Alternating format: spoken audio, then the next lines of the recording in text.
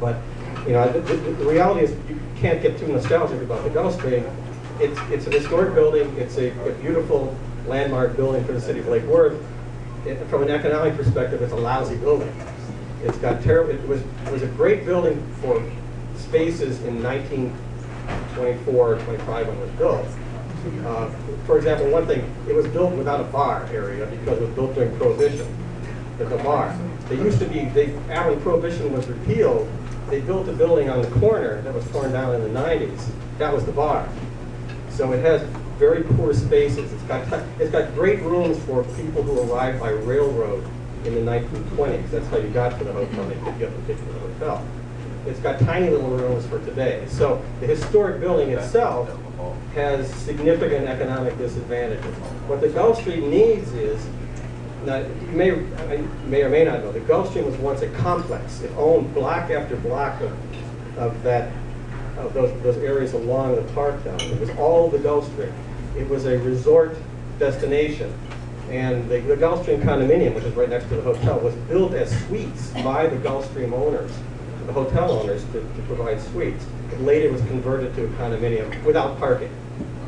So another one of the problems. There's lots of problems that were created in the way the city, because it wasn't uncharacteristic of the city of other cities at the time. It didn't have very good planning principles in place.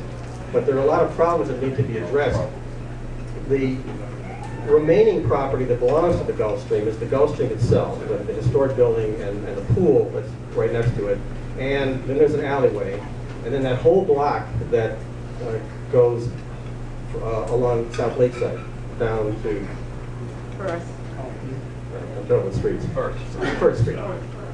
That block is part of the Gulf Stream property. That's where you build your efficient building, your new efficient building, in order to offset the economic inefficiencies of the Gulf Stream itself. You preserve the Gulf Stream, you integrate it into a complex, and that was what the last plan was that unfortunately got pulled down in the economic collapse. This height limitation. So today you can get, under current code, you can have a 4-story building fronting on Lakeside back for 2 lots, because the current rules there. Basically, you have 45 and then it can go to 65 all the way back down to First Avenue. And the plan that was developed by Seabright Signal, which they're still the current owners, but tied up in litigation, was to have parking under the building to address all the parking needs, not only of the historic hotel, but also of the new hotel. And then 2 stories of parking, and then 4 stories of high-end resort destination, hotel, spa sort of stuff on top of that. So you'd have a building step back and 65 feet. And that went through the process, it was approved, it just didn't fall, it fell through economically. Now, this referendum would lock 2 stories off that block. And so, if the goal is to preserve the Gulf Stream and protect the Gulf Stream, which is what proponents say they are attempting to do, I'm not sure how you do that when you eliminate 2 full floors of value out of the land that's next to it. It makes it impossible, not necessarily impossible, it certainly makes it more difficult to come up with an economic plan for the Gulf Stream Hotel. So, and quite frankly, some of the people, in my opinion, this is my personal opinion, who are proponents of this referendum were actively opposing the last development plan on the Gulf Stream. They were not our friends. Now, I no longer represent the Gulf Stream, so I have no stake in it whatsoever. That was just my experience. One of the arguments is that these height limits are supported by people who participated in the master planning process. You may recall that over the last, God knows how many years that worth have been going through this master planning process, at least 6 or 8 by now. 5, something like that, whatever it's long. But we had a long-winded process of trying to come up with a consensus in the community about what the future ought to hold. And it's now last the year, finally, and $1.2 million, whatever, $1 million were spent.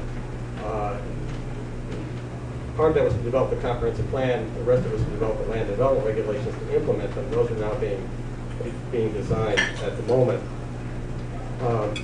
After going through all that process, the proponents of this referendum say that their idea for the referendum was supported by that process. Well, if that's true, it would have been in the comprehensive plan. Did not come out of that process.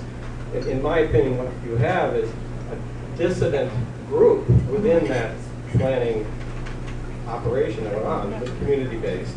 It was a dissident group.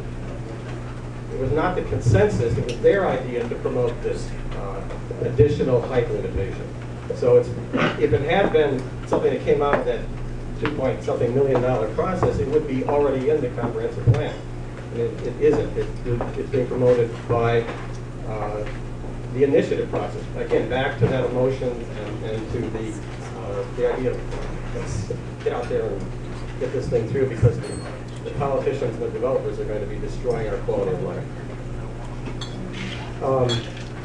Well, you can go through many of these arguments. I mean, there are arguments in favor of light and air, and some are based on design. There are arguments based on economics. There are arguments based on a whole series of things. They're all like scrambled in a Cuisinart. And I looked at it, the amount of time it would take me to try to sort out and rationalize the arguments in favor of this. I don't have the time to do it. It doesn't serve any benefit to me. So I didn't do it. And in any case, I don't think it makes any difference, because this is about emotion. So if you go into the community, if you are, as a homeowner, are concerned about the kind of development that you see in the community,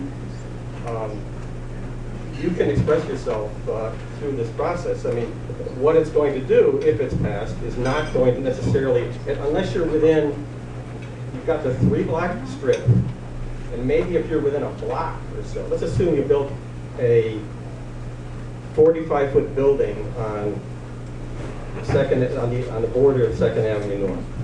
All right, so it will cast a shadow. A 4-story building is going to cast a shadow. So if my house is across the street, I'm going to be looking at a 4-story building, and that shadow will vary during the seasons. So in the winter solstice, it's going to come creeping across to me. But if I look beyond that, what's the impact going to be? How does the referendum have a real impact?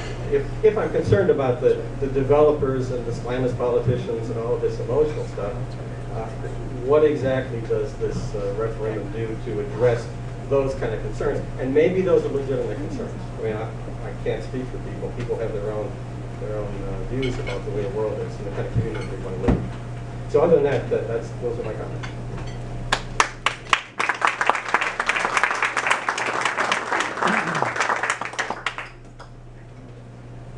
We have met. I'm not agreeing on the end of this. Oh, okay. Yeah.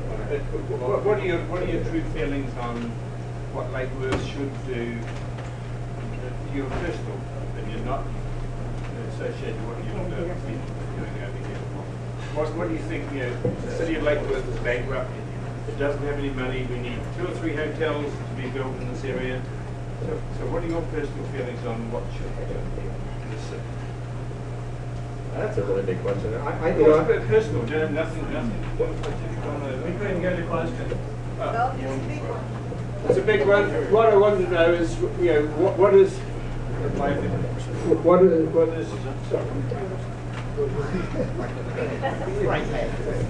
I'm Rod, I'm the owner of Rogues here. My question was, what was his personal feeling on what should happen to the city of Lake Worth, knowing that the city is bankrupt, and we need to get 2 or 3 hotels in this area to make this city work. We have the Gulfstream Hotel, which the banks won't deal with anyone. We've had 2 billionaires come and try and buy it, and the city hasn't stopped that. The city is trying to help, but the banks, 6 or 7 banks, won't work with anyone who wants to buy it. So whether this finishes up, I don't know. And Scott may know more on this.